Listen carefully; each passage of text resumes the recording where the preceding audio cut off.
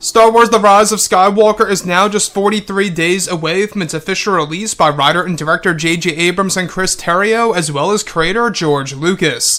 This is Mike Zero. Make sure to subscribe if you're new to the channel for future Star Wars content.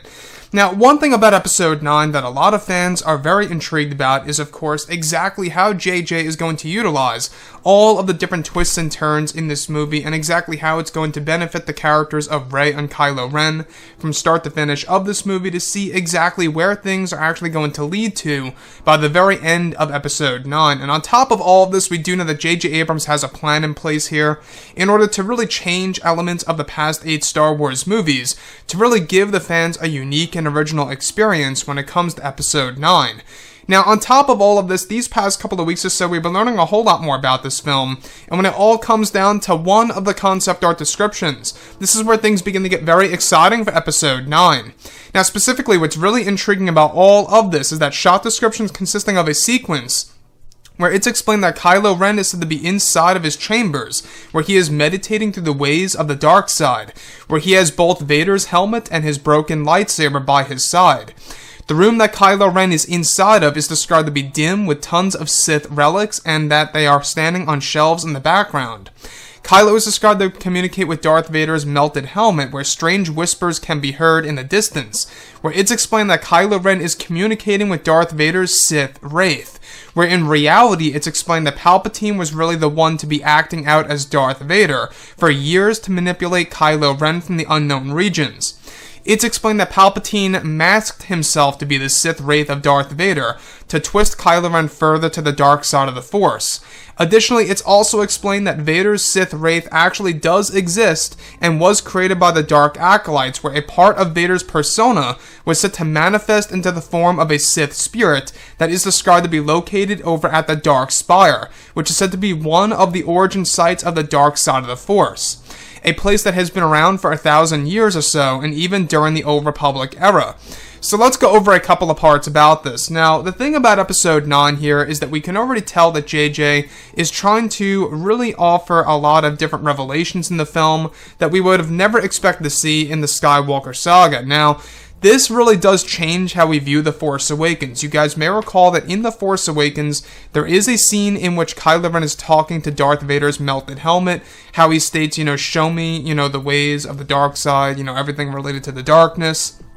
And what I like about that is that this kind of gives us a little bit more clarity as to exactly what was going through Kylo Ren's head during the events of Episode 7 inside of his chambers. Now, we do know that this is, of course, a brand new ship that Kylo Ren is on. This is actually said to be on board of his Ravager Star Destroyer, which is actually described to be a brand new Star Destroyer design that we have never seen before in the Skywalker saga, that's going to be around the same size as Snoke's Supremacy ship, so look forward to that.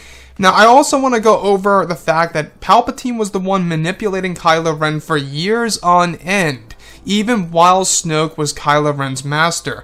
Now, what I like about this, though, is that this kind of creates a little bit of tension. It almost seems like that, both Snoke and Palpatine were kind of pulling strings here at the same exact time for the character of Kylo Ren, and the fact that it was really Palpatine all along, acting out as Darth Vader, really does kind of change how you view The Force Awakens, without a doubt. Now, the other piece that I do want to go over kind of goes back to what J.J. Abrams originally wanted to do with The Force Awakens, which was, of course, the Force Spirit, or the Sith Spirit, if you will, of Darth Vader.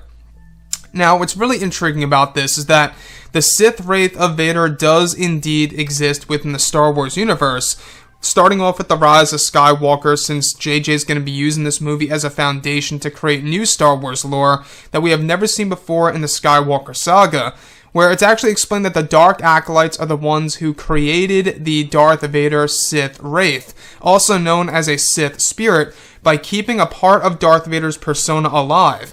Now, that Sith Spirit of Vader is said to reside over in the Dark Spire.